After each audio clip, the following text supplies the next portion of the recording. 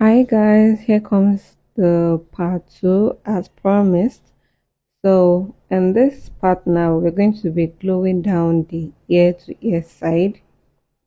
I think I showed you guys how I trimmed and measured it before I had to like glue it down.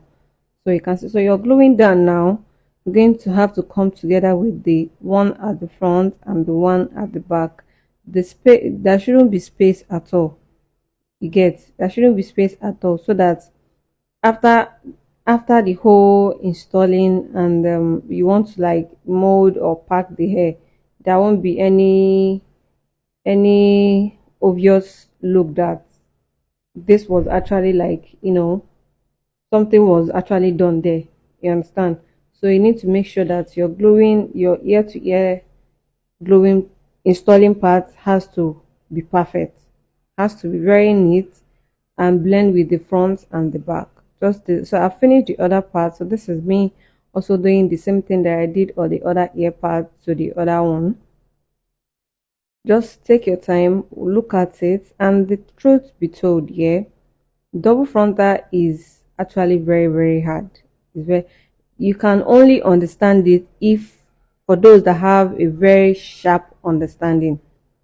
Get even some student that was with me when I was installing this hair, they were like, ah ma, this is a very hard thing. No, do you think I can do it? So if you understand it and you understand the technique, good for you. You understand? So and there's no way I'm going to be like, giving the whole full tutorial because the videos the particular this particular tutorial video is very long. I think it's even more than 2 hours. You get, so I'm just trying to like cut for those that would understand. You get, if you understand, good for you. If you don't, good for you too. So this is how I blended the whole thing. You can see the way I'm gently gluing it down. Please don't pack too much glue on that part so that it won't look very dirty. You can see this is how the front looks after I tied it down and untied this. So this is the blending method, which I believe you guys already know how I blend my lace. Okay, so one thing about this lady, this girl, this particular girl skin, I remember the first time that I installed her hair, the first time I actually used her for, modeling, I had to examine, to tell you how serious I take with my work. I had to examine her skin first. I literally had to tell her to sit on the chair while I use lighting. Like I had to turn on the ring light and do some video without anything on her hair before I could, without anything on her hair before I even, before the day came, before I used that for the first ponytail that I used. So this is how, that's how it is. That there is no trace of this is where the one at the front is, this is when at the one at the back is, or this is the one at the ear part is. You get, so you need to make sure that or they all come together.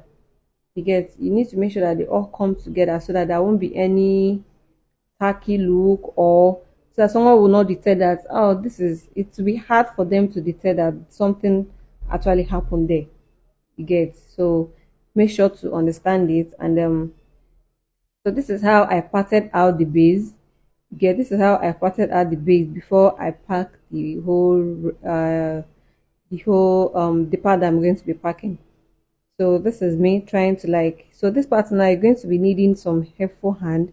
If you have someone that will help you during the packing, that's if you are doing this particular style.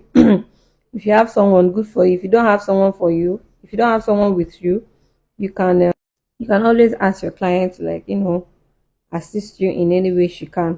So this is how I'm smoothing the back.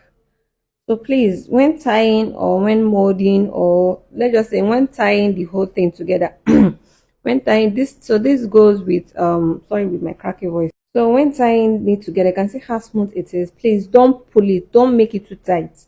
So instead of making it too tight, it's more better for you to full amount of glue on it. The whole thing is definitely going to pull off. You will see that's where you will receive a DM from your client saying that my 360 or my double frontal have lifted from the back.